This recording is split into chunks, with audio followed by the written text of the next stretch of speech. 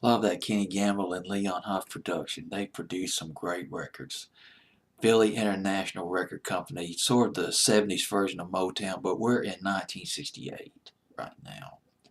A jam, a lost 45 on Billboard's Hot 100.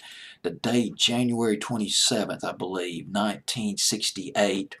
Bear with me. Here we go. Let me make sure I get the date right. January 27th, 1968. Billboard's Hot 100. We have got United by Music Makers, an instrumental produced by Kenny Gamble and Leon Huff off the Gamble record label.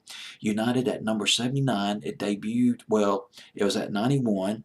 91 again next week after that, moved up one to number 90, jumped 11 to number 79, week of January 27th, 1968. United, man, brings some goosebumps listening to this record. Some nice rhythms that you could expect from a Kenny Gamble and Leon Huff record production. This record, United, was the instrumental version of "We'll Be United" by the Intruders, which was a huge, well, it was a sizable R&B hit for the Intruders in 1966. It went to number 14 on R&B, only got as high as number 78 on Billboard's Hot 100, the Intruders. But then they came out with that huge crossover hit from Cowboys to Girls in the spring of 68, followed up by Love is a Baseball Game. Remember that? Three Strikes You're Out. It's a great song, man. Some great harmonies in this record, all spliced together with the production techniques of Gamble and Huff. And then I'll Always Love My Mama in the summer of 1973. A proto-disco record. Just the long version was killer. But let's go back to 68. Well, actually, let's go back before 1968. Let's go back to 1964. This is when Kenny Gamble and Leon Huff, they met. They were working as session musicians for various record labels, including the Cameo Parkway record label, based in Philadelphia back in the 60s. Cameo Parkway, huge record label in the early 60s, although it folded by 1966-67. But Kenny Gamble had a band called the Romeos. Leon Huff joined forces with Leon Huff joined forces with Kenny Gamble in this band, but no hits. Nothing happened, and the band broke up. But Leon Huff and Kenny Gamble, they decided to form their own record label. And guess what they did? They decided to learn from the masters, to learn from the maestros of soul, of mass-produced soul. They went to Motown in Detroit. Kenny Gamble and Leon Huff hanging out at Motown, learning the ropes, soaking in what they did, their production techniques, the recording, the songwriting, the whole caboose, the train in the caboose.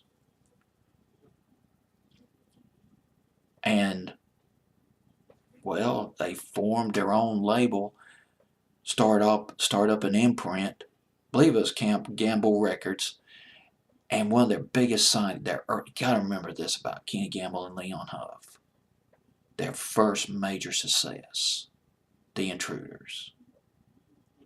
And they signed up the Intruders, and the Intruders did very well on R&B, enough to bring in the dough for Gamble and Huff to give them the confidence to set up another record label called Neptune Records in 1969.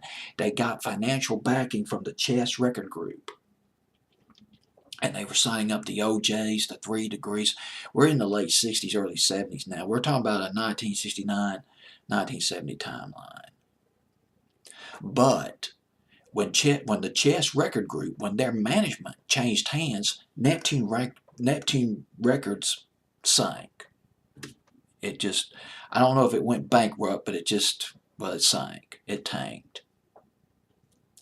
But Gamble and Huff formed Philly International, and they transferred the artists they signed to the Neptune record label to Philly International.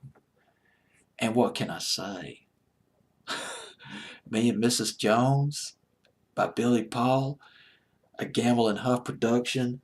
Let's go down the roster real quick. The Sound of Philadelphia, 1974, with the 3 Degrees, Backstabbers, Love Train by the OJs, The Love I Lost. Oh God, what a fantastic record. Harold Melvin and the Blue Notes, Teddy Pendergrass, he laying down those velvet grab vocals.